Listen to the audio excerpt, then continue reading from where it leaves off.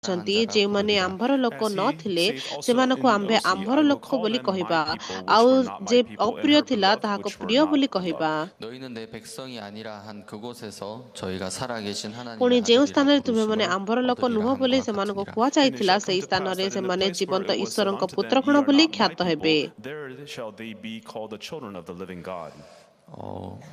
저희가 그 이제 캠프 이제 달라스 캠프 오면 되게 재밌는 게 있는데 Whenever we come to the Dallas camp, ଯଦି there's a ଯେତେବେଳେ very, ଆମେ very Dallas fun କ୍ୟାମ୍ପକୁ aspect ଆସୁ to it. ସେ ଜାଗାରେ 저는 ଗୋଟେ 옆에 ବହୁତ 이렇게 매점이 되게 ଇଣ୍ଟରେଷ୍ଟିଂ ବିଷୟ 재밌더라고요. ଅଛି।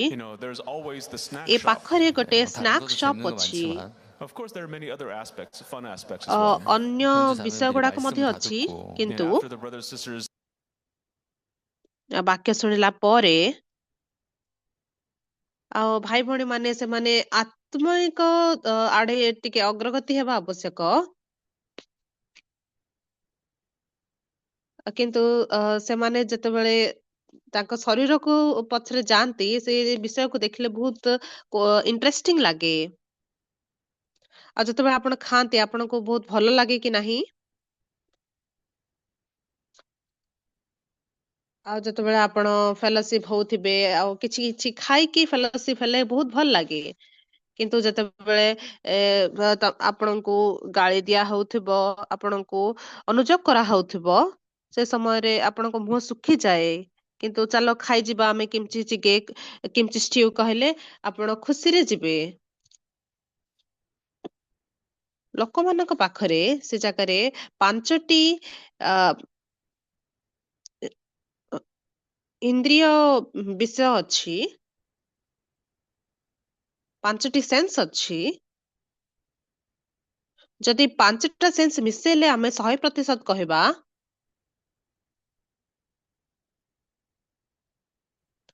ଆଉ ତାହେଲେ ସେ ଯୋଉ ସ୍ୱାଦ ଜାଣିବାର ସେନ୍ସ ଅଛି ତାହା କେବଳ 1%। ଆଉ ଯଦି 1% ଟେଷ୍ଟ ପାଇଁ ବୋଲି ଆପଣ ଏତେ ଖୁସି ହେଇପାରୁଛନ୍ତି ମାନେ 1% ସେ 100%ର 1% ଖୁସି ହେଲେ ଆମେ ଏତେ ଖୁସି ହେଇଯାଉ। ଯେତେବେଳେ ମୁଁ ଆମେରିକାକୁ ଆସେ ତ ମୋ ହୃଦୟରେ ମଧ୍ୟ ହଁ ମୁଁ ଏଇ ବିଷୟ ଖାଇବି ସେଇ ବିଷୟ ଖାଇଲେ ଭଲ କହିକି ମୋ ପାଖରେ ମଧ୍ୟ ଚିନ୍ତା ଆସିଥାଏ।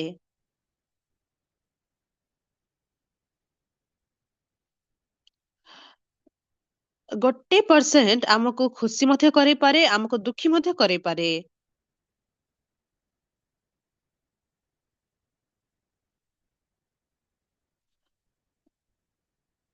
ଆଉ ଜଣ ସ୍ପର୍ଶ କରିବାର ଇନ୍ଦ୍ରିୟ ସେ ବିଷୟ ହଉଛି କେବଳ 2%।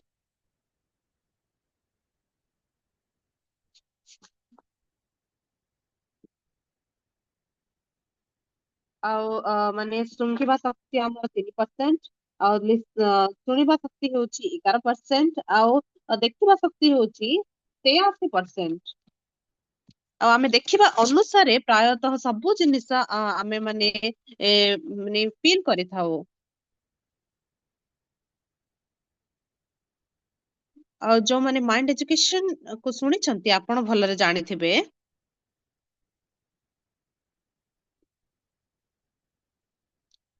ତ ଯଦି ଆପଣ ମାଇଣ୍ଡ ଏଜୁକେସନ ଆଟେଣ୍ଡ କରିଥିବେ ତାହେଲେ ଯଦି ସେ ଜାଗାରେ 2ଟା ସର୍କଲ ଗୋଲ ବନା ହବ ଏ ବି କହିକି ଆଉ ସେତେବେଳେ ତାପରେ ସେମାନେ ପଚାରନ୍ତି କି ଏ 2ଟା ଏ ଆଉ ବି ଭିତରେ କୋଉ ଗୋଲଟା ଅଧିକ ବଡ? ଆଉ ସେତେବେଳେ ଲାଗିଥାଏ କି ହଁ ବୋଧେ ଏ ବଡ ବୋଧେ ବି ବଡ। କିନ୍ତୁ ଯେତେବେଳେ ଆମେ କମ୍ପେୟାର କରୁ ତୁଳନା କରୁ ସେ ସମୟରେ ସେ 2ଟା ଯାକ ସମାନ ହିଁ ଥାଏ। ଆଉ ବ୍ରେନ ସାଇଣ୍ଟିଷ୍ଟ ମାନେ କଣ କୁହନ୍ତି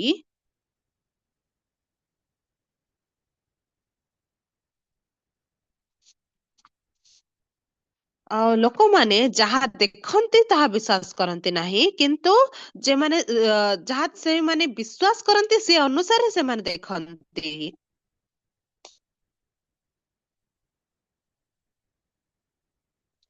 ଆଉ ଯେତେବେଳେ ସେମାନେ ବିଶ୍ୱାସ କରନ୍ତି କି ଏ ହଉଛି ବଡ, ସେ ଜାଗାରେ ସେମାନଙ୍କୁ ଏ ବଡ ଭଳି ଦେଖାଯାଏ।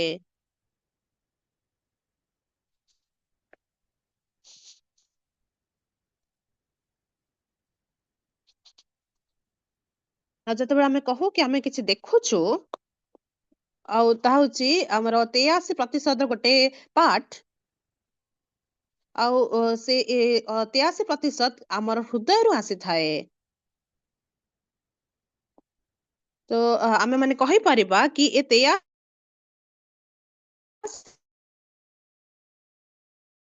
83% ହୃଦୟରୁ ବାହାରେ।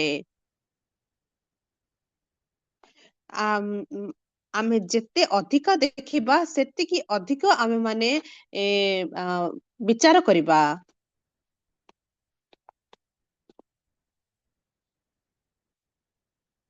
ଆଉ ଆମେରିକାରେ ଆମର ସେଲ୍ଫ ଡ୍ରାଇଭିଂ କାର୍ ଗୁଡିକ ଅଛି।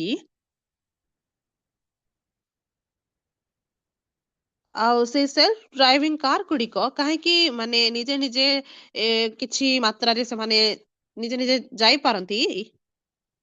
କାହିଁକି ନା ସେମାନଙ୍କର ବହୁତ ପ୍ରକାରର ଦେଖିବା ଶକ୍ତି ଥାଏ।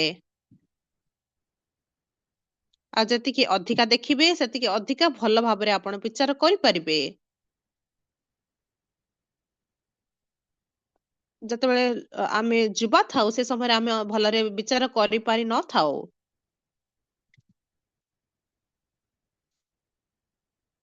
ଆଉ ଯେତିକି ଅଧିକା ଆମେ ଦେଖୁ ସେତିକି ଅଧିକା ଆମେ ମାନେ ବିଚାର କରିବା ଆରମ୍ଭ କରୁ।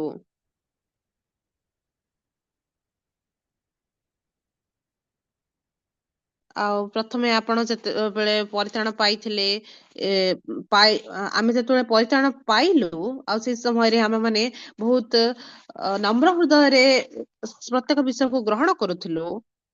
କିନ୍ତୁ ଯେତେବେଳେ ଆମେ ଅନେକ ବିଷୟ ଦେଖିବା ଆରମ୍ଭ କଲୁ, ଆଉ ସେତେବେଳେ ଆମେ ବିଚାର କରିବା ଆରମ୍ଭ କଲୁ କି ହଁ ଏ ବିଷୟ ଏତେ ଭଲ ଲାଗୁନି, ଏ ବିଷୟ ଭଲ ନାହିଁ, ଏ ବିଷୟ ଠିକ, ଏ ବିଷୟ ଭୁଲ ଲାଗୁଛି। ଗୋଟେ ଥର ମୁଁ ମିଆଁମାର କୁ ଗଲି ପାଷ୍ଟରଙ୍କ ସହିତ। ଆଉ ମିଆଁମାର ହଉଛି ବର୍ତ୍ତମାନ ମଧ୍ୟ କମ୍ୟୁନିଷ୍ଟ ଦେଶ। ଆଉ ତାଙ୍କର ଦେଶ ଭିତରେ ହିଁ ତାଙ୍କର ସିଭିଲ ୱାର ଚାଲିଛି। ବର୍ତ୍ତମାନ ଆମେ ମାନେ ସେଇ ପ୍ଲେନ ଭିତରେ ବସି ସାରିଥିଲୁ, ଆଉ ଆମର ପ୍ଲେନ ଛାଡିବାର ହିଁ ଥିଲା। ଆଉ ସେ ଜାଗାରେ କେତେଟା ପାଷ୍ଟର ମାନେ ସେମାନେ ଯାଇକି ପୂର୍ବରୁ ସେମାନେ ପ୍ରିପେୟାର କରିବା ପାଇଁ ଯାଇଥିଲେ।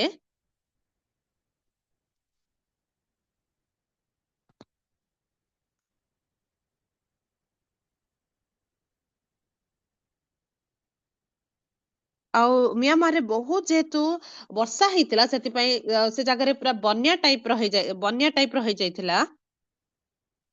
ଆଉ ସେଥିପାଇଁ ଯୋଉ ଜାଗାରେ ଆମର ଭେନ୍ୟୁ ପ୍ଲେସ ଥିଲା, ସେ ଭେନ୍ୟୁ ପ୍ଲେସ କୁ ଆମେ ମାନେ ପ୍ଲେନ ରେ ଓହ୍ଲେଇଲା ପରେ ସେ ଜାଗାକୁ ଆମକୁ ବୋଟ ରେ ଯିବାର ଥିଲା।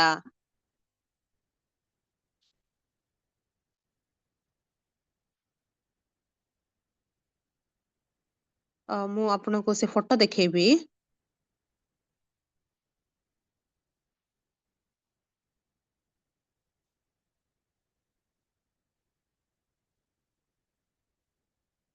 ମୁଁ ଆପଣଙ୍କୁ ପଠେଇବି ବ୍ରଡକାଷ୍ଟିଂ ଟିମ୍ ସେ ଫଟୋ ଆପଣ ଦେଖେଇ ଦିଅନ୍ତୁ।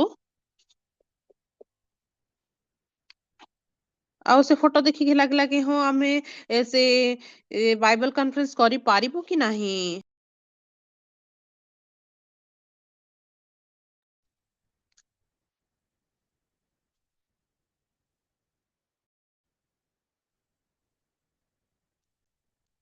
ମୁଁ ଆପଣଙ୍କୁ ଫଟୋ ପଠେଇଲି। ହଁ।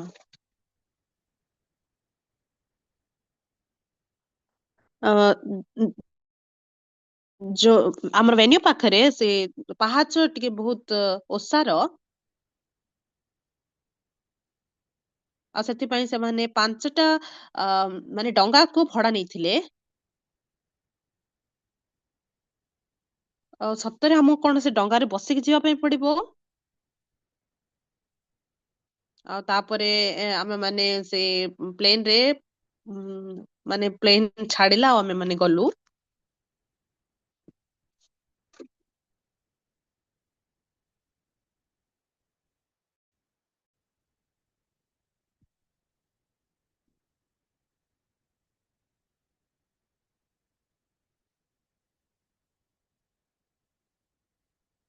ଆଉ ସେମାନେ ଆମେ ଛାଡିବା ପୂର୍ବରୁ ଆମକୁ ଫଟୋ ପଠେଇକି କହିଲେ କି ଏଇ ଡଙ୍ଗାରେ ବସିକି ପାଷ୍ଟରଙ୍କୁ ସେ ଭେନ୍ୟୁ ପ୍ଲେସ କୁ ଯିବାକୁ ହବ।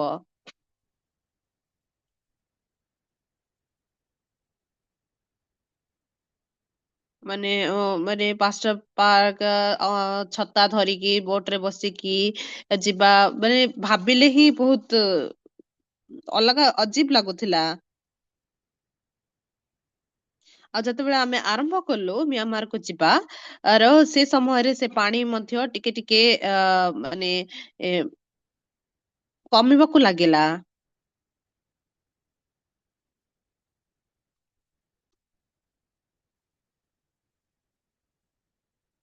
ଆଉ ଯେହେତୁ ଗଭର୍ଣମେଣ୍ଟ ସହିତ କେତେ ଲୋକମାନେ ସେମାନେ ସିଭିଲ ୱାର ରେ ଅଛନ୍ତି, ସେଥିପାଇଁ କେତେଟା ରାସ୍ତା ମଧ୍ୟ ସେମାନେ ବନ୍ଦ କରିଦେଇଥିଲେ। ଆଉ ସେଥିପାଇଁ ପୂର୍ବରୁ ଭାଇ ଭଉଣୀ ମାନେ 2 କି 3 ଦିନ ସେମାନେ କାର ରେ ବସିକି ଏ, ଆସନ୍ତି, କିନ୍ତୁ ଯେହେତୁ ସେ ରୋଡ ସବୁ ବ୍ଲକ କରାହେଇଯାଇଥିଲା, ସେଥିପାଇଁ ଭାଇ ଭଉଣୀ ମାନେ 1 ସପ୍ତାହ ଧରିକି ସେମାନେ ଚାଲିବାର ଅଛି ଗୋଟେ ଜାଗାକୁ, ତାପରେ ଯାଇକି ସେମାନେ ଗାଡି ଧରି ପାରିବେ ଆଉ ଗାଡିରେ ଆସିପାରିବେ।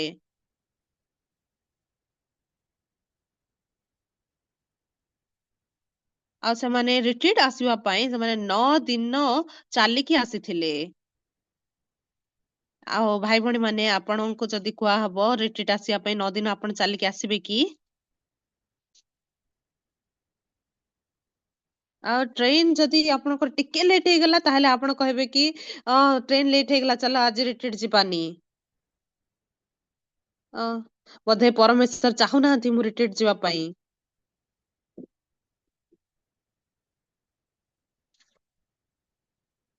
କିନ୍ତୁ ସେମାନେ ଅ, ମାନେ 7 ଦିନ ପର୍ଯ୍ୟନ୍ତ ଚାଲିଲେ, ସେ ରୋଡ କ୍ରସ୍ କଲେ, ତାପରେ ସେ କାର କୁ ଧରିକି ସେମାନେ 2 ଦିନ ପୁଣି ଯାତ୍ରା କଲେ। ଆଉ ସେ ଜାଗାରେ ପାଷ୍ଟରଙ୍କୁ ଆମେ ପଚାରିଲୁ ଯଦି 5,000 ଲୋକମାନେ, ସେମାନେ କହିଲେ କି 5,000 ଲୋକମାନେ ଜମା ହେବେ। ତ ଆମେ ପଚାରିଲୁ 5,000 ଲୋକ ଯଦି ଜମା ହେବେ ସେମାନେ କୋଉଠି ବସିବେ?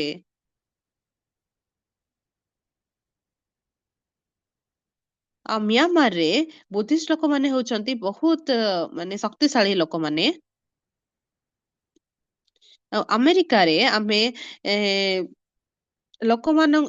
ପ୍ରଥମେ ଆର୍ମି ଲୋକମାନଙ୍କୁ ପ୍ଲେନରେ ଚଢିବା ପାଇଁ ଜାଗା ଦେଇଥାଉ। ଆଉ ମିଆଁମାରରେ ସେମିତି ସେ ଯୋଉ ବୁଦ୍ଧିଷ୍ଟ ମଙ୍କ ମାନଙ୍କୁ ପ୍ଲେନ ରେ ଚଢିବା ପାଇଁ ଜାଗା ଦିଆଯାଇଥାଏ।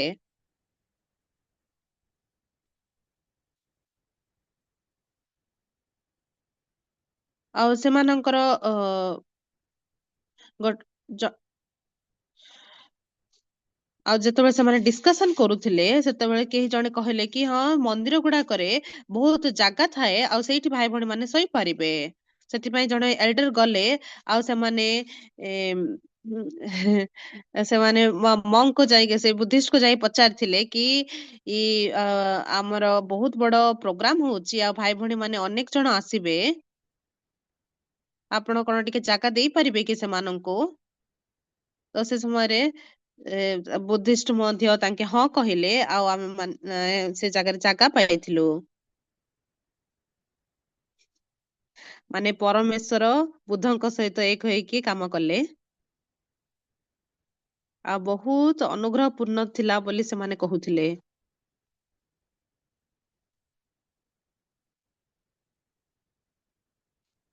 ଆଉ ସେ ଭାଇ ଭଉଣୀ ମାନେ ଯୋଉମାନେ କି 7 ଦିନ ଚାଲିକି ଆସିଥିଲେ ସେମାନଙ୍କର ଫଟୋ ମଧ୍ୟ ଦେଖିଥିଲି।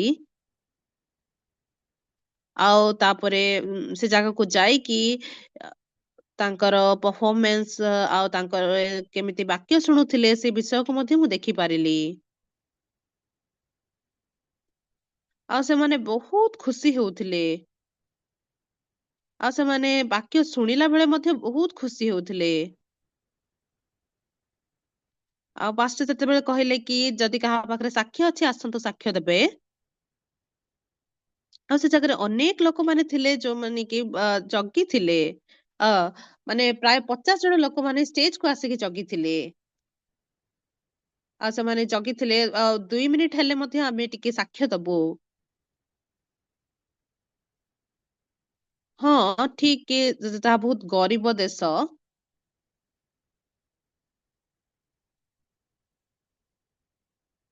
କିନ୍ତୁ ଆଉ ଯେତେବେଳେ ଏଇ ସୁସମାଚାର ସେମାନଙ୍କୁ ପ୍ରଚାର କରାଗଲା, ଆଉ ସେମାନେ ସେ ବିଷୟକୁ ଗ୍ରହଣ କରିକି ସେ ବିଷୟରେ ଖୁସି ହେଇକି ଦେଖିକି ବହୁତ ସେ ବିଷୟକୁ ଦେଖିବା ହଉଛି ବହୁତ ହୃଦୟସ୍ପର୍ଶୀ ବିଷୟ। ଗତ ବର୍ଷ ମୁଁ ଶୁଣିଥିଲି କି ସେମାନଙ୍କ ପାଖରେ 100ଟା ମିଶନାରୀ ଷ୍ଟୁଡେଣ୍ଟ ଅଛନ୍ତି ମ୍ୟାମାରରେ। କିନ୍ତୁ ଏ ବର୍ଷ ଯେତେବେଳେ ମୁଁ ଯାଇକି ଦେଖିଲି 200ଟା ମିଶନ ଷ୍ଟୁଡେଣ୍ଟ ମାନେ ଅଛନ୍ତି।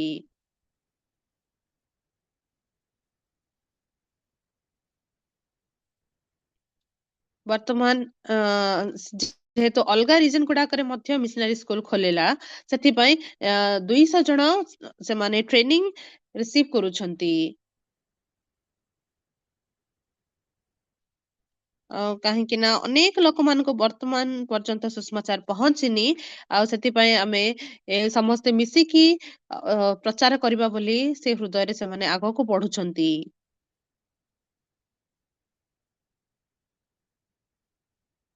ଆଉ ସେ ଜାଗାରେ ଅନେକ ଲୋକମାନେ ଥିଲେ ଯୋଉମାନେ କି ଆସି ପାରୁ ନଥିଲେ, ସେମାନେ ସେମାନଙ୍କର ଅଲଗାରେ ରିଟ୍ରିଟ୍ କରିଥିଲେ।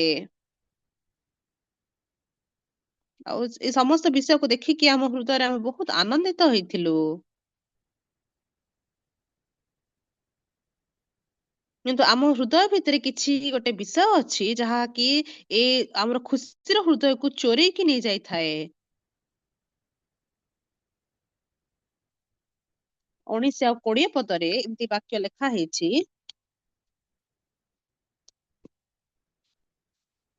ଏଥିରେ ତୁମ୍ଭେ ମତେ କହିବ, ତେବେ ସେ ଆଉ ଦୋଷ ଧରନ୍ତି କାହିଁକି? କାରଣ ତାହାଙ୍କର ଇଚ୍ଛା କିଏ ପ୍ରତିରୋଧ କରିପାରେ?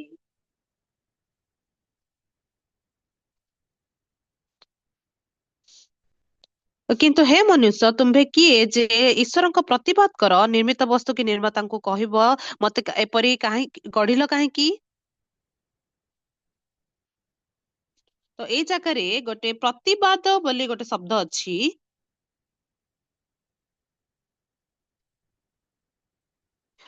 20 ପଦରେ ଲେଖା ହେଇଛି, କିନ୍ତୁ ହେ ମନୁଷ୍ୟ, ତୁମ୍ଭେ କିଏ ଯେ ଈଶ୍ୱରଙ୍କ ପ୍ରତିବାଦ କର?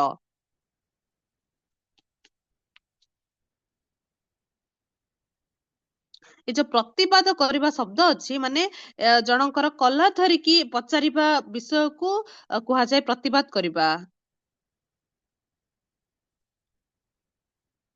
ଆଉ ଏଇ ଶବ୍ଦ ଆକ୍ଚୁଆଲି ଆମର ପ୍ରାୟତଃ କୋର୍ଟ କଚେରୀରେ ବ୍ୟବହାର କରନ୍ତି, କି କୋରିଆରେ କୋର୍ଟ କଚେରୀରେ ବ୍ୟବହାର କରନ୍ତି ପ୍ରତିବାଦ କରାହଉଛି ବୋଲି।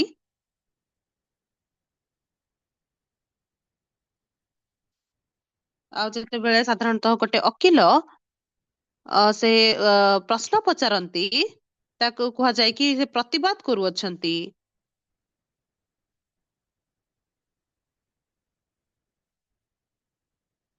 ଆଉ ଯଦି ଆମେ ସାଧାରଣ ଭାଷାରେ କହିବା, ତାହେଲେ ତମେ କାହିଁକି ଏମିତି କରିଲ କହିକି ତାଙ୍କୁ ପ୍ରଶ୍ନ ପଚାରିବା ହଉଛି ପ୍ରତିବାଦ କରିବା।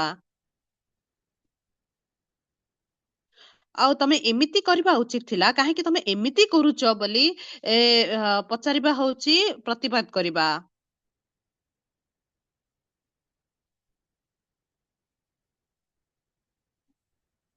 ଆଉ ମୋ ହୃଦୟରେ ମଧ୍ୟ ଯେତେବେଳେ କୌଣସି କଷ୍ଟକର ପରିସ୍ଥିତି ଆସେ, ଆଉ କିଛି ଚିନ୍ତାର ବିଷୟ ଆସେ, ମୁଁ ମଧ୍ୟ ନିଜକୁ ଦେଖିପାରିଲି କି ମୁଁ ମଧ୍ୟ ପରମେଶ୍ୱରଙ୍କୁ ପ୍ରତିବାଦ କରିଥାଏ।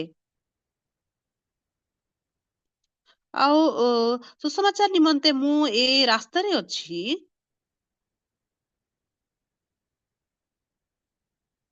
ମୁଁ ତ ସୁଷମାଚାର ନିମନ୍ତେ ବଞ୍ଚୁଛି, କିନ୍ତୁ କାହିଁକି ପରମେଶ୍ୱର ତୁମେ ମତେ ଏମିତିକା କଷ୍ଟକର ବିଷୟକୁ ଦଉଛ? ଭାଇ ଭଉଣୀ ମାନେ, ଆପଣ ମାନଙ୍କ ହୃଦୟରେ ମଧ୍ୟ ଏମିତି ସମୟ ଆସିଛି କି?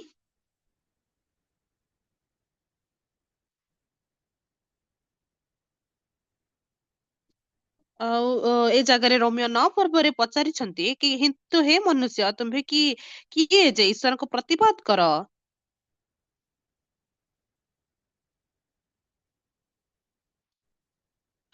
କିମ୍ବା ଗୋଟିଏ ମାଟି ପିଣ୍ଡୁଳାରୁ ଗୋଟିଏ ପାତ୍ର ଆଦର ନିମନ୍ତେ ଓ ଅନ୍ୟଟି ଅନାଦର ନିମନ୍ତେ ଗଢିବା ପାଇଁ କି ଏ ମାଟି ଉପରେ କୁମ୍ଭକାରର ଅଧିକାର ନାହିଁ? ଆଉ ସେ ଜାଗାରେ ପାତ୍ର ଅଛି ଯାହାକି ଆଦର କରାଯାଏ, ଆଉ ସେ ଜାଗାରେ ପାତ୍ର ଅଛି ଯାହାକି ଅନାଦର କରାଯାଏ। ଆଉ କେତେଟା ପାତ୍ର ଅଛି ଯାହାର କି ବହୁତ ଅଧିକା ମୂଲ୍ୟ ଥାଏ, ଆଉ କେତେଟା ପାତ୍ର ଅଛି ଯାହାର କି ବହୁତ କମ ମୂଲ୍ୟ ଅଟେ, କମ ମୂଲ୍ୟ ଥାଏ।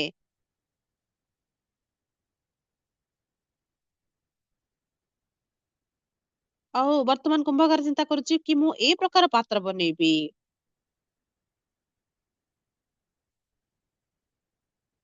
ଆଉ କୋରିଆରେ ଗୋଟେ ବହୁତ ଗନ୍ଧିଆ ପାତ୍ର ଅଛି।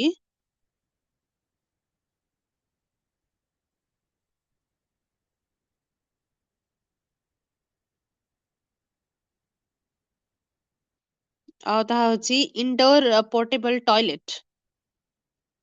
ଆପଣ ସେ ପାତ୍ର ହେବା ପାଇଁ ଚାହୁଁଛନ୍ତି କି? ବର୍ତ୍ତମାନ ନୁହେଁ, କିନ୍ତୁ ପୂର୍ବ କାଳରେ ସେମିତି ଗୋଟେ ପାତ୍ର ଥିଲା ଯୋଉଠିକି ଆପଣ ଝାଡା କରିପାରିବେ।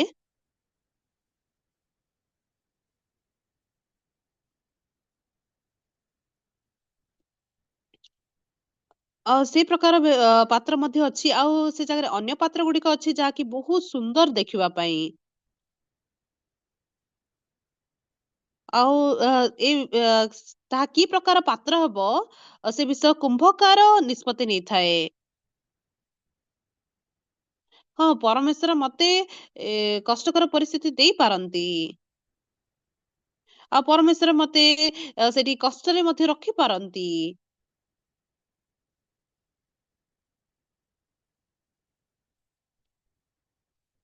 କିନ୍ତୁ ଗୋଟେ ମୁହୂର୍ତ୍ତରେ ଆମର ହୃଦୟରେ ପରମେଶ୍ୱରଙ୍କୁ ପ୍ରତିବାଦ କରିବା ଆମ ପାଇଁ ବହୁତ ସାଧାରଣ ବିଷୟ ଭଳି ଲାଗିଥାଏ।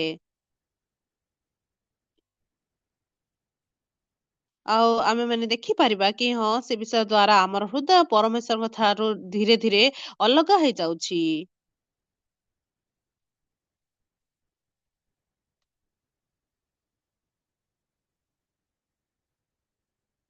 ଆଉ ଏଥର ମୁଁ ଆମେରିକାକୁ ଆସିଲା ପରେ ସିଏଲେ ପାଷ୍ଟର ମାନେ ସେମାନେ ସାକ୍ଷ୍ୟ ଦଉଥିଲେ, ସେ ବିଷୟକୁ ଶୁଣିକି ବହୁତ ଧନ୍ୟବାଦ ଲାଗିଲା।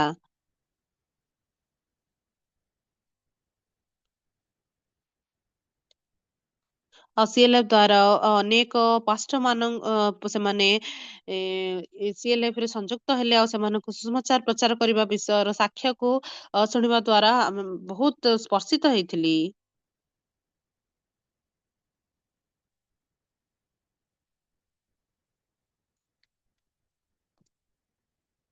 ଆଉ ପରମେଶ୍ୱରଙ୍କ ବାକ୍ୟ କିପରି ଭାବରେ ଆଗକୁ ବଢିଛି, ସୁସମାଚାର କାର୍ଯ୍ୟ କିପରି ଆଗକୁ ବଢିଛି, ସେ ବିଷୟର ସାକ୍ଷ୍ୟକୁ ଶୁଣିକି ବହୁତ ଧନ୍ୟବାଦ ଲାଗିଲା। ଆଉ ଯେତେବେଳେ ଆମେ ପ୍ରଥମେ ସିଏଲଏଫ କୁ ଷ୍ଟାର୍ଟ କରିଥିଲୁ ଆମେରିକାରେ, ଆଉ ଗୋଟେ ଥର ଆମେ ଯେତେବେଳେ କଥା ହଉଥିଲୁ ପାଷ୍ଟର ମାନେ, ସେ ସମୟରେ ପାଷ୍ଟର ପାକ୍ କହିଥିଲେ କି କୋରିଆରେ ଅ ଅ, ଅନେକ ପାଷ୍ଟର ମାନେ ସେମାନେ ଆମେରିକାକୁ ଆସିବାକୁ ପସନ୍ଦ କରନ୍ତି।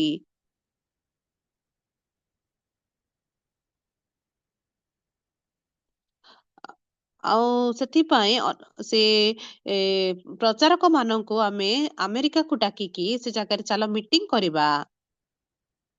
ଆଉ କେତେ ବଢିଆ ବିଷୟ କି ନାଇଁ? ହଉ, ବହୁତ ବଢିଆ ବିଷୟ।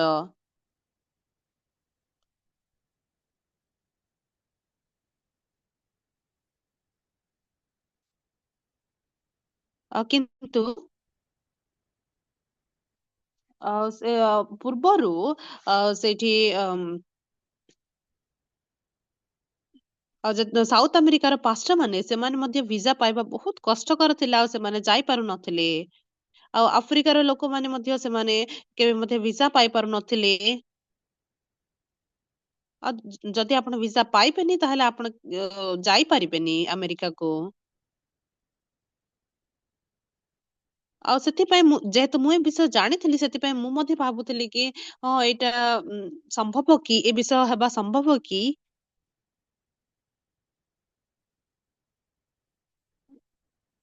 ସେତେବେଳେ ପାଷ୍ଟର ପାର୍କ ମତେ କହିଲେ ୟଙ୍ଗଜୁ ତୁ ସେ ୟଙ୍ଗକୁ କଲ୍ କରେ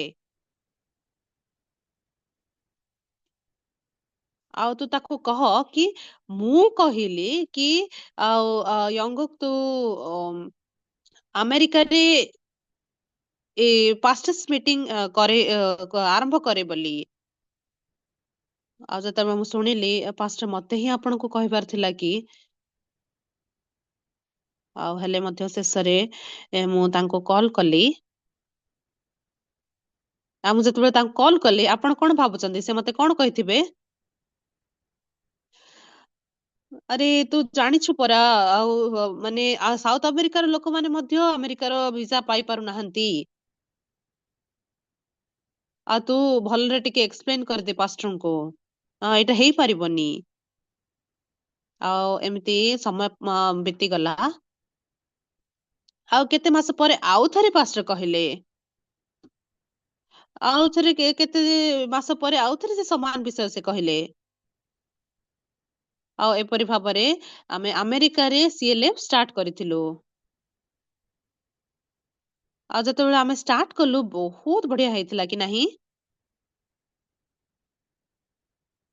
ହଁ ସେ ଜାଗାରେ କିଛି ଅସୁବିଧା ମଧ୍ୟ ହେଇଥିଲା, କଷ୍ଟ ମଧ୍ୟ ହେଇଥିଲା। କିନ୍ତୁ ଯେତେବେଳେ ସମୟ ବିତିଗଲା ଆମେ ପ୍ରତ୍ୟେକ ପରମେଶ୍ୱରଙ୍କ ଦତ୍ତ ପ୍ରତ୍ୟେକ ବିଷୟକୁ ଆମେ ଧନ୍ୟବାଦର ସହ ଗ୍ରହଣ କରିପାରିଲୁ।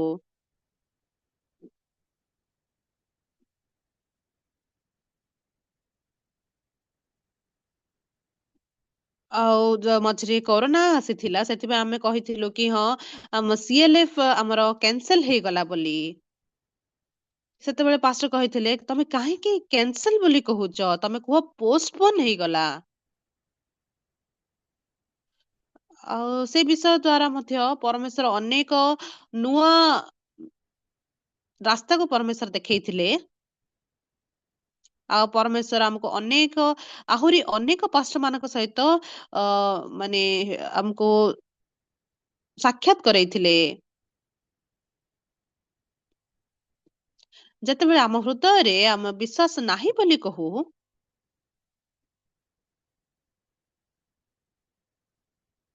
ଆଉ ଯେତେବେଳେ ଆଉ ସେ ଆମେରିକାରେ ପାଷ୍ଟର୍ସ ମିଟିଂ କରିବା ସିଏଲଏଫ କରିବା ଅସମ୍ଭବ ଭଳି ଦେଖା ଯାଉଥିଲା।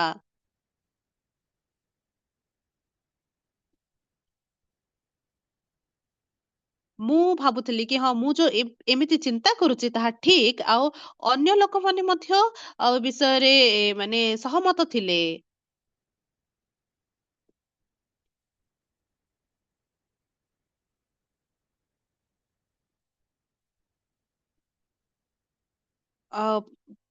କୋରିଆର ପାଷ୍ଟର ମାନଙ୍କ ପାଇଁ ଆମେରିକାରେ ଏଇ ସିଏଲଏଫ ଆଟେଣ୍ଡ କରିବା ହଉଛି ବହୁତ ବଡ ବିଷୟ ଆମ ପାଇଁ ବହୁତ ସମ୍ମାନର ବିଷୟ।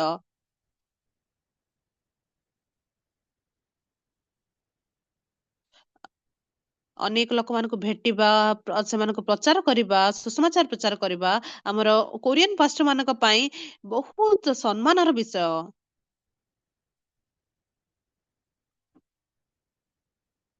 ଆଉ ମୁଁ ଦେଖିବା ଅନୁସାରେ ମୁଁ ଯେତେବେଳେ ବଞ୍ଚେ ଆଉ ମୁଁ ଦେଖିବା ଅନୁସାରେ ବିଚାର କରିକି ମୁଁ ଯେତେବେଳେ ବଞ୍ଚେ ଆଉ ଏ ସବୁ ବିଷୟ ବହୁତ ମାନେ କିଛି ସେନ୍ସ ନଥିଲା ଭଳି ଦେଖାଯାଏ ଅସମ୍ଭବ ଭଳି ଦେଖାଯାଏ।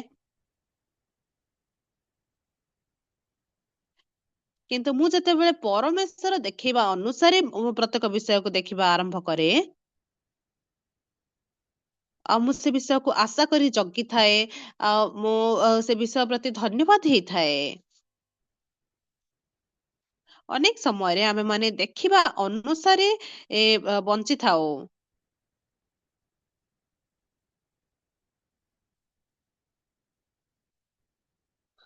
କିନ୍ତୁ ଆମେ ଜାଣିଛୁ କି ଆମେ ଯାହା ଦେଖି ପାରୁନୁ ସେ ଅଦୃଶ୍ୟ ବିଷୟ ଗୁଡିକ ହଉଛି ସେ ଦୃଶ୍ୟମାନ ବିଷୟ ଅପେକ୍ଷା ଅଧିକ ମାନେ ଅଧିକ ସୁନ୍ଦର।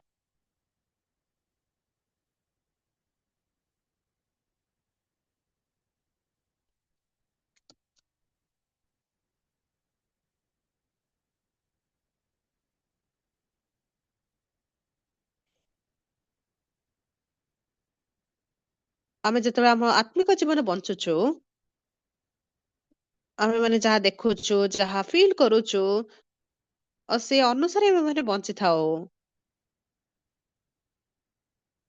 ଆମେ ସେପରି ବଞ୍ଚିଥାଉ ନା ଆମେ ମାନେ ପରମେଶ୍ୱର ଯେପରି ଦେଖେଇଛନ୍ତି ସେ ଅନୁସାରେ ବଞ୍ଚିଥାଉ। ଏ ଯୋଉ ପ୍ରତିପାତ କରିବା ଅଛି କୋରିଆନ ରେ ତାହା ହଉଛି ମାନେ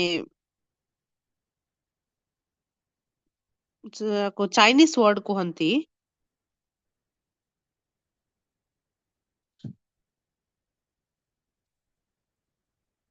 ସେ ପ୍ରଥମ ୱାର୍ଡ ହଉଛି ଯେତେବେଳେ ଆପଣ କାହାକୁ ପ୍ରଶ୍ନ ପଚାରନ୍ତି ମାନେ ଜଣଙ୍କୁ ଅନୁଯୋଗ କରିକି ପଚାରିବା ସହିତ ସମାନ।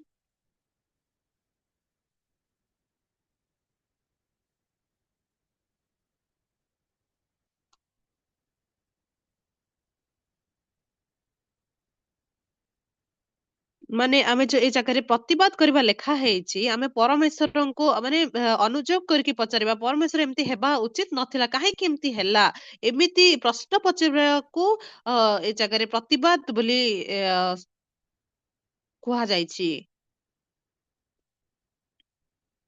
ହଁ ପରମେଶ୍ୱର ଆପଣ ଏଇ ଜାଗାରେ ମତେ ଭଲରେ କଢେଇକି ନେବା ଦରକାର ଦରକାର ଥିଲା। ଆଉ ପରମେଶ୍ୱର କାହିଁ ତୁମେ କହିଲ କି ମତେ ତୁମେ ଆଶୀର୍ବାଦ କରିବ କିନ୍ତୁ କାହିଁକି ମୁଁ ଏପର୍ଯ୍ୟନ୍ତ ଧନୀ ନାହିଁ।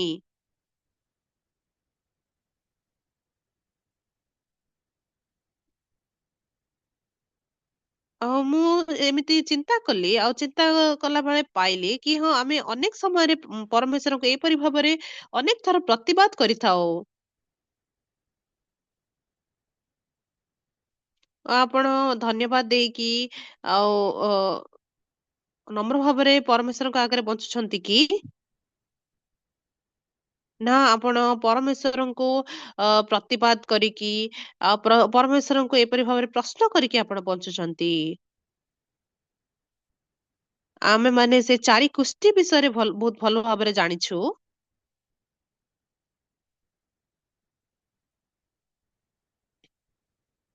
ଆଉ ସେ ଏ, ଅରାମ ଦେଶ ଅରାମିଆ ଲୋକମାନଙ୍କ ଦ୍ଵାରା ସମରିଆ ନଗର ରୁଦ୍ଧ କରାଯାଇଥିଲା।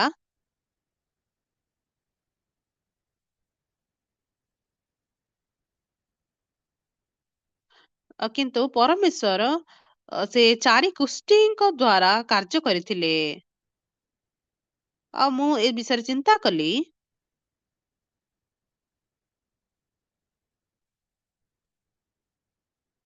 ଆଉ ସମରିଆ ନଗର ଭିତରେ ଅନେକ ଲୋକମାନେ ଥିବେ ଯୋଉମାନେ କି ପରମେଶ୍ୱରଙ୍କୁ ବିଶ୍ୱାସ କରୁଥିବେ କିନ୍ତୁ ପରମେଶ୍ୱର କାହିଁକି ସେମାନଙ୍କୁ ବ୍ୟବହାର କରିପାରିଲେ ନାହିଁ।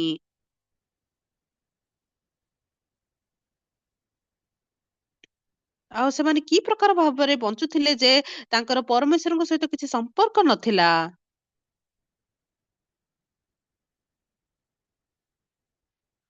ଆଉ ପରମେଶ୍ୱରଙ୍କ ପାଖରେ ମାନେ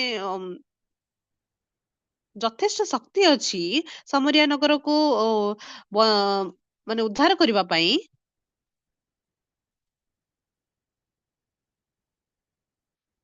କିନ୍ତୁ ଏତେ ବଡ ନଗରରେ ପରମେଶ୍ୱର କେମିତି ଜଣଙ୍କୁ ମଧ୍ୟ ବ୍ୟବହାର କରିପାରିଲେ ନାହିଁ। ଆଉ ପରମେଶ୍ୱର କାହିଁକି ଆମ ମାନଙ୍କୁ ଏଇ କଷ୍ଟକର ପରିସ୍ଥିତି ଦେଇଛନ୍ତି। ଆଉ ପରମେଶ୍ୱର କାହିଁକି ଆମକୁ ସାହାଯ୍ୟ କରୁନାହାନ୍ତି। ଆଉ କାହିଁକି ଆମେ ମାନେ ସେ କାପ୍ତାର ଝାଡାରେ ଆମେ ଖାଦ୍ୟ ଖୋଜିବା ଆବଶ୍ୟକ।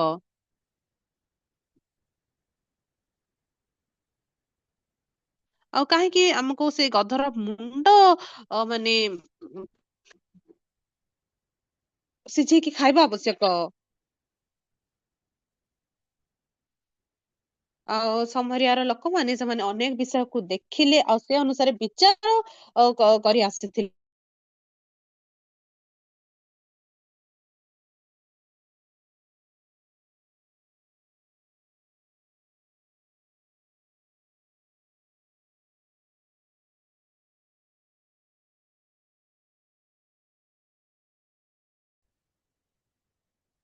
କିନ୍ତୁ ଚାରି ଗୋଷ୍ଠୀ ଥିଲେ, ସେ ଚାରି ଗୋଷ୍ଠୀ ସେମାନେ ସେମାନଙ୍କ ହୃଦୟରେ ବି ସେମାନେ ବହୁତ ନମ୍ର ଥିଲେ। ଆଉ ଯେତେବେଳେ ଲୋକମାନେ ତାଙ୍କୁ ଖାଦ୍ୟ ଦଉଥିଲେ ସେତେବେଳେ ସେମାନେ ଖାଉଥିଲେ। ଆଉ ଯେତେବେଳେ ଲୋକମାନେ ତାଙ୍କୁ ଖାଦ୍ୟ ଦଉନଥିଲେ ସେ ଜାଗାରେ ସେମାନେ କିଛି ଖାଉନଥିଲେ।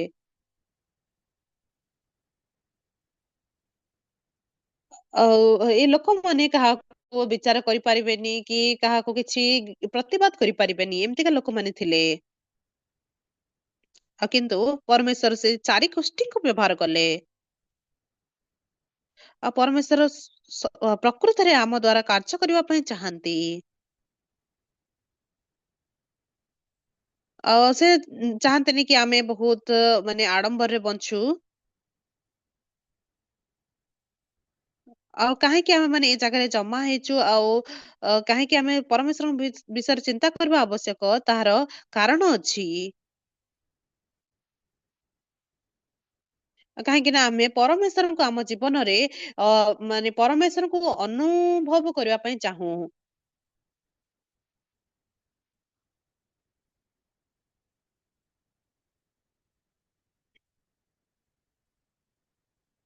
ଆଉ ଅନେକ ସମୟରେ ଆମ ହୃଦୟରେ ଏମିତି ଥାଏ କି ହଁ ପରମେଶ୍ୱରଙ୍କୁ ପ୍ରତିବାଦ କଲେ ଚଳିବ।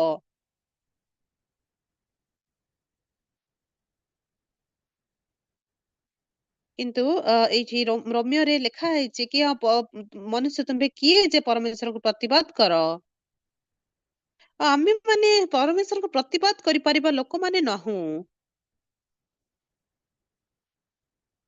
ଆଉ ପରମେଶ୍ୱର ତମେ ଏଇଟା ଭଲ କଲ, ପରମେଶ୍ୱର ତମେ ସେଇଟା ଖରାପ କଲ, ଏମିତି କହିପାରିବା ଲୋକ ଆମେ ମାନେ ନାହୁଁ। ଆଉ ପରମେଶ୍ୱର ଆମକୁ ସେ ଉଦ୍ଧାର କଲେ ଆଉ ତାଙ୍କେ ତାଙ୍କ ଇଚ୍ଛା ଅନୁସାରେ ଆମକୁ କଢେଇକି ନଉଛନ୍ତି।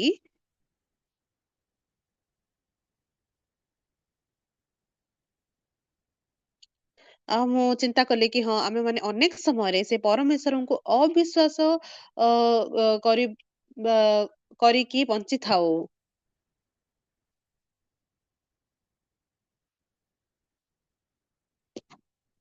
ମୁଁ ଯେତେବେଳେ ଅନେକ ପାଷ୍ଟର ମାନଙ୍କ ସହିତ କାମ କରିଥାଏ।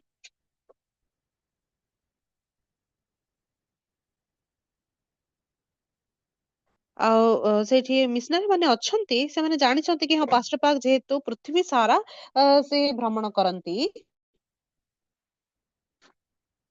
ଆଉ ସେମାନେ ସେମାନଙ୍କ ଇଚ୍ଛା ଅନୁସାରେ କିଛି ତାରିଖକୁ ପାଇବେନି ବୋଲି ସେମାନେ ଭଲରେ ଜାଣିଛନ୍ତି।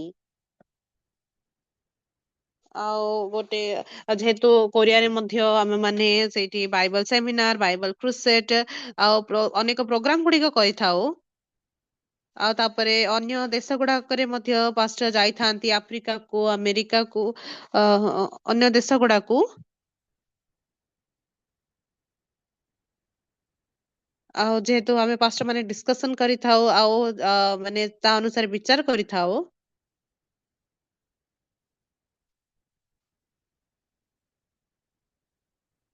ଆଉ ଅନେକ ମିଶନାରୀ ମାନେ ସେମାନେ ଅଗଷ୍ଟ ନହେଲେ ଜୁଲାଇରେ ସେମାନେ ପ୍ରାୟ ପ୍ରୋଗ୍ରାମ କରିବା ପାଇଁ ଚାହିଁଥାନ୍ତି। କାହିଁକି ନା ସେ ସମୟରେ ଷ୍ଟୁଡେଣ୍ଟ ମାନେ ଥିବେ।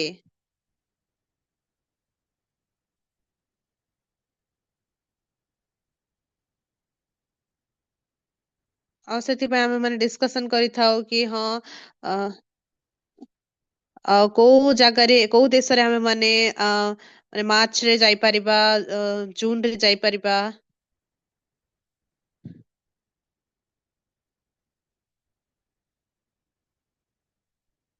ଆଉ ଯେହେତୁ ପାଷ୍ଟର ବହୁତ ଜାଗାକୁ ଯାଇଥାନ୍ତି ସେଥିପାଇଁ ଆମେ ମାନେ ସପ୍ତାହକୁ ସପ୍ତାହ ଜାଗା ଚେଞ୍ଜ କରିକି ପୁରା ଗୋଟେ ମାସ ଆମେ ମାନେ କ୍ୟାମ୍ପ କରୁଥିଲୁ। ଆଉ ଆଫ୍ରିକା ମହାଦେଶରେ ଆମେ ମାନେ ଏ 3 ସପ୍ତାହ ଧରିକି ଛଅଟା ଦେଶରେ ଆମେ ମାନେ କ୍ୟାମ୍ପ କରିଥିଲୁ। ଜୁଲାଇରେ କୋରିଆରେ କ୍ୟାମ୍ପ କରିଲା ପରେ ଆଉ ସେଇଟା ସରିଲା ପରେ ଆଉ ଅନ୍ୟ ଜାଗାକୁ ଯାଇକି କ୍ୟାମ୍ପ କରି ସରି ସାରିଲା ପରେ ପୁଣି ଥରେ କୋରିଆକୁ ଫେରିକି ବାଇବଲ ସେମିନାର କରିକି ଆଉ ଏମିତି ହେଇକି ଅଗଷ୍ଟ ସରିଯାଏ।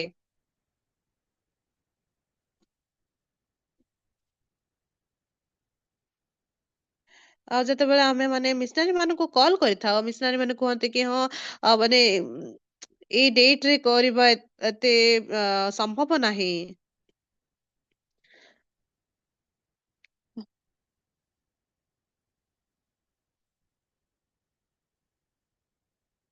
ଆଉ ଯଦି ଆପଣ ଗୋଟେ ସପ୍ତାହ ପଛରେ ଡେଟ୍ କୁ ଦେବେ ତାହେଲେ ଆମେ ସେ ଜାଗାରେ ଷ୍ଟୁଡେଣ୍ଟ ମାନେ ମଧ୍ୟ ମାନେ ଯେହେତୁ ତାଙ୍କର ଛୁଟି ଥାଏ ଆଉ ସେମାନେ ଫେରିକି ଆସି ଯାଇଥିବେ ଆଉ ଆମକୁ ରହିବା ପାଇଁ ଜାଗା ମଧ୍ୟ ମିଳିଯିବ ଆଉ ଲୋକମାନେ ମଧ୍ୟ ବହୁତ ଆସିବେ।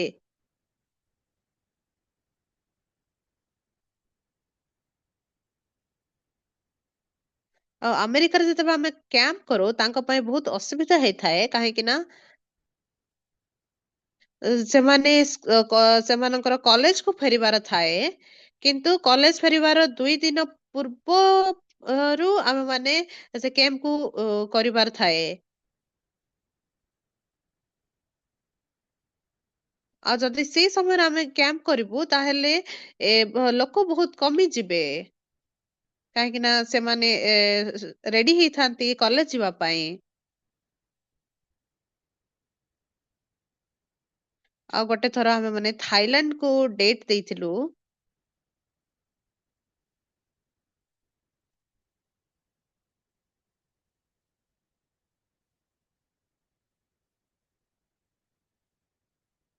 ଆଉ ଯେତେବେଳେ ଆମେ ସବୁ ପ୍ରିପେୟାର ହେଲା ପରେ ଆମେ ମାନେ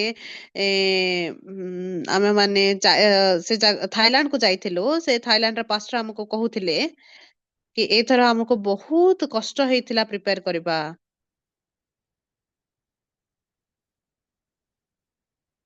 କାହିଁକି ନା ଥାଇଲାଣ୍ଡ ଯେହେତୁ ମାନେ ବସନ୍ତ ଋତୁରେ ବହୁତ ଗରମ ହେଇଥାଏ ସେଥିପାଇଁ ତାଙ୍କର 3 ମାସ ଧରି ଛୁଟି ହେଇଥାଏ। ଆଉ ସେଥିପାଇଁ ସବୁ ଷ୍ଟୁଡେଣ୍ଟ ମାନେ ନିଜ ନିଜ ଘରକୁ ଚାଲି ଯାଇଥିଲେ। ଆଉ ତାର ସେ ଛୁଟି ସରିବାର ଗୋଟେ ସପ୍ତାହ ପରେ ହିଁ ଆମର କ୍ୟାମ୍ପ ଥିଲା ସେଥିପାଇଁ ଆମକୁ କେବଳ ଗୋଟେ ସପ୍ତାହ ହିଁ ମିଳିଥିଲା ଷ୍ଟୁଡେଣ୍ଟ ମାନଙ୍କୁ ଡାକିବା ପାଇଁ। ଆଉ ସେତେବେଳେ ସେ ସାକ୍ଷ୍ୟ ଦଉଥିଲେ କି ହଁ ଭଉଣୀ ମାନେ ସେମାନେ କହୁଥିଲେ କି ପାଷ୍ଟ ଏ ଡେଟ ରେ କରିବା ଅସମ୍ଭବ। କିନ୍ତୁ ପାଷ୍ଟର ସେ ମିଶନାରୀ ସେ ଜାଗାରେ କହିଥିଲେ କି ପାଷ୍ଟର କଣ ଜାଣିନାହାନ୍ତି କି ସେ କଣ ଖାଲିରେ ଡେଟ କୁ ଦେଇଛନ୍ତି କି? ଆଉ ସେମାନେ ଅନେକ ଡିସକସନ କଲା ପରେ ଯାଇକି ଆମ ମାନଙ୍କୁ ଏ ଡେଟ ଦେଇଛନ୍ତି। ଆଉ ଏଇଟା ହଉଛି ପରମେଶ୍ୱରଙ୍କ ଇଚ୍ଛା ଚାଲ ଆମେ ମାନେ କରିବା ଏମିତି କହିକି ସେ ମିଶନାରୀ କହିଲେ। ଆଉ ସେ ଶିଷ୍ୟ ମାନେ ମଧ୍ୟ ଜାଣିନଥିଲେ କି ସେମାନେ କଣ କରିବା ଉଚିତ। ଆଉ ସେମାନେ ପ୍ରାର୍ଥନା କଲେ ସେମାନେ ପରସ୍ପର ସହିତ ଡିସକସନ କଲେ। ଆଉ ସେ ସମୟରେ ଅନେକ ଷ୍ଟୁଡେଣ୍ଟ ମାନଙ୍କୁ ଅନେକ ବଡ ବଡ ଲୋକମାନଙ୍କୁ ପରମେଶ୍ଵର ପଠେଇ ଦେଲେ। ଆଉ ମୁଁ ମନେ ପକେଇ ପାରୁଛି କି ସେ କେମ୍ପ କେତେ ସୁନ୍ଦର ଭାବରେ ହେଇଥିଲା। ଆଉ ପରମେଶ୍ୱରଙ୍କ ଅନୁଗ୍ରହ ଦ୍ଵାରା ଥାଇଲାଣ୍ଡରେ ସେମାନେ ଯେତେବେଳେ କ୍ୟାମ୍ପ କୁ କରିଥିଲେ ସତରେ ତାହା ବହୁତ ସୁନ୍ଦର ହେଇଥିଲା। ଆଉ ପାଷ୍ଟର ପାର୍କ ମଧ୍ୟ ସେ ପାଷ୍ଟର କିମ୍ କୁ କହିଥିଲେ କି ପାଷ୍ଟର କିମ୍ ଆଉ କ୍ୟାମ୍ପ ବହୁତ ବଢିଆ ହେଇଥିଲା। ଆଉ ତମେ ଏମିତି କେବଳ ଗୋଟେ ଥର କ୍ୟାମ୍ପ କୁ କରନି। ହଁ ମୁଁ କେବଳ ଗୋଟେ ଥର ଥାଇଲାଣ୍ଡ କୁ ଆସିବି କିନ୍ତୁ ତମେ ଥାଇଲାଣ୍ଡରେ 5-6 ଥର ଏ କ୍ୟାମ୍ପ କୁ କର। ବର୍ଷକୁ 5-6 ଥର ଏ କ୍ୟାମ୍ପ କୁ କର। ଆଉ ପ୍ରଥମେ ଯେତେବେଳେ ସେମାନେ ଷ୍ଟାର୍ଟ କଲେ 3 ଥର ତାପରେ 4 ଥର ତାପରେ 5 ଥର ଆଉ କେତେଟା ବର୍ଷରେ ସେମାନେ 9 ଥର ମଧ୍ୟ ଏଇ କ୍ୟାମ୍ପ କୁ କରିପାରିଲେ। ଆଉ ସେ ଜାଗାରେ 20,000 ଲୋକମାନେ ସେ କ୍ୟାମ୍ପରେ ଜମା ହେଇକି ବାକ୍ୟକୁ ଶୁଣୁଥିଲେ। ଆଉ ପ୍ରଥମେ ଯେତେବେଳେ ଆମେ ଏ ଏ ଏ କ୍ୟାମ୍ପକୁ କରୁଥିଲୁ, ସେ ଜାଗାରେ ଅନେକ ଟଙ୍କାର ସମସ୍ୟା ଥିଲା। କିନ୍ତୁ ବର୍ତ୍ତମାନ ଦେଖିଲେ ବହୁତ ଟଙ୍କା ବଳିକି ଯାଉଛି।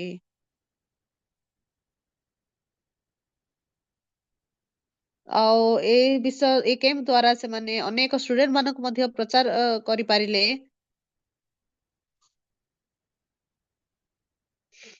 ଆଉ ସେ ଜାଗାରେ ସେ ସାକ୍ଷ୍ୟ ଦଉଥିଲେ କି କେମିତି ଅନେକ ମହାନ ବିଷୟ ସବୁ ଘଟିଗଲା ଏଇ କ୍ୟାମ୍ପ ଦ୍ଵାରା।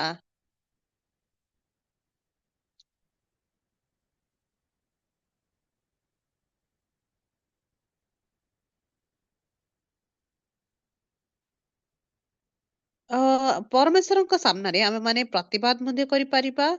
ନଚେତ୍ ଆମେମାନେ ମାନେ ବିଶ୍ୱସ୍ତ ହୃଦୟରେ, ନମ୍ର ହୃଦୟରେ ଆମେ ପରମେଶ୍ୱର ଯାହା କହୁଛନ୍ତି ସେ ବିଷୟକୁ ଗ୍ରହଣ କରିପାରିବା।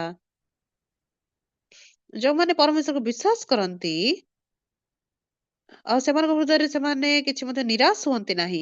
କିନ୍ତୁ ସେମାନେ ଓଲଟା ଆଶାବାଦୀ ହୁଅନ୍ତି, ଆଉ ସେମାନେ ପରମେଶ୍ୱରଙ୍କ ପ୍ରତି ଧନ୍ୟବାଦୀ ହେଇଥାନ୍ତି। ଆମର ଆତ୍ମିକ ଜୀବନରେ ଆଉ ସେ ଜାଗାରେ ଅନେକ ସମସ୍ୟା ଅଛି, ପରିସ୍ଥିତି ଅଛି।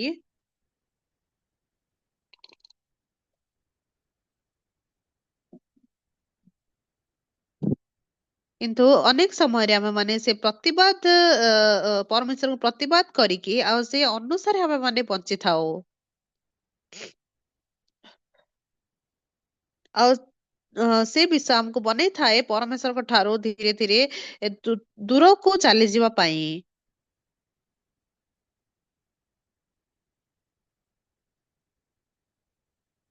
ଆମେମାନେ ଦେଖିପାରି ପାରୁଛୁ କି ହଁ ପରମେଶ୍ୱର ଆମକୁ ଆମ ଜୀବନରେ କାର୍ଯ୍ୟ କରିବା।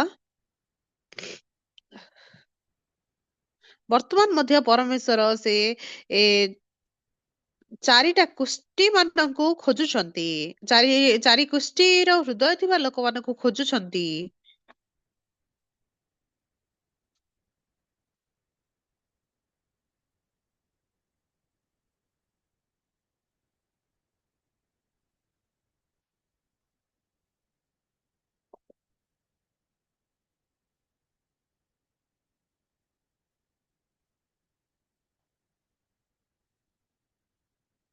ଆଉ ସମରିଆର ଲୋକମାନଙ୍କର ଜୀବନ ଏତେ ଭଲ ନଥିଲା। ସେଥିପାଇଁ ପରମେଶ୍ୱର ସେ ଚାରି କୁଷ୍ଟିଙ୍କୁ ବାଛିଲେ କାର୍ଯ୍ୟ କରିବା ପାଇଁ।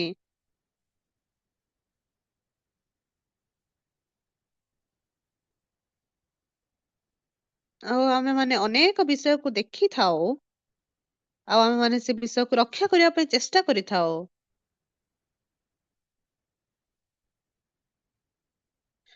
ଆମେମାନେ ସେ ଅନୁସାରେ ବଞ୍ଚିବା ପାଇଁ ବହୁତ ମାନେ ଏ ଆ ଅଭ୍ୟସ୍ତ ହେଇସାରିଛୁ।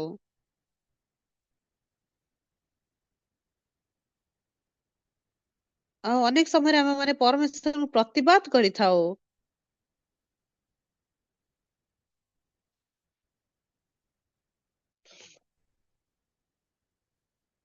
ଆଉ ଯଦି ଆମେ ହୃଦୟକୁ ଗୋଟେ ପରେ ଗୋଟେ ମାନେ କାଢିବା ପାଇଁ ଚେଷ୍ଟା କରିବା, ଆଉ ପରମେଶ୍ୱର ଆମ ଜୀବନରେ ଅଧିକ ବହୁତ ଶକ୍ତିଶାଳୀ ଭାବରେ କାର୍ଯ୍ୟ କରିପାରିବେ। ଆଉ ମୁଁ ଭାବୁଛି ନେକ୍ସଟ ଇୟର ପରମେଶ୍ୱର ଆହୁରି ଅଧିକ ଶକ୍ତିଶାଳୀ ଭାବରେ ଆମ ଜୀବନରେ କାର୍ଯ୍ୟ କରିବେ। ଚାଲନ୍ତୁ ପ୍ରାର୍ଥନା କରିବା। ପରମେଶ୍ୱର ପିତା, ଆମେ ତୁମକୁ ଧନ୍ୟବାଦ ଦଉଛୁ।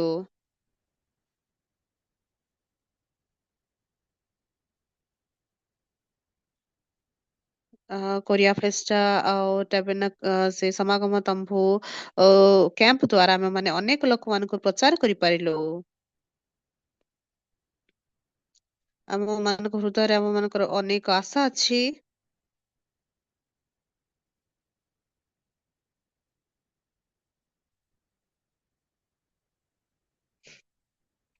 ଆଉ ଆମେ ଯେମିତି କି ପରମେଶ୍ୱର ପ୍ରତିବାଦ ନ କରିକି ପରମେଶ୍ୱର ଯାହା କହୁଛନ୍ତି ସେ ବିଷୟକୁ ନମ୍ର ଭାବରେ ଗ୍ରହଣ କରିପାରିବୁ ସେମିତି ଆମକୁ କଢେଇକି ନିଅନ୍ତୁ।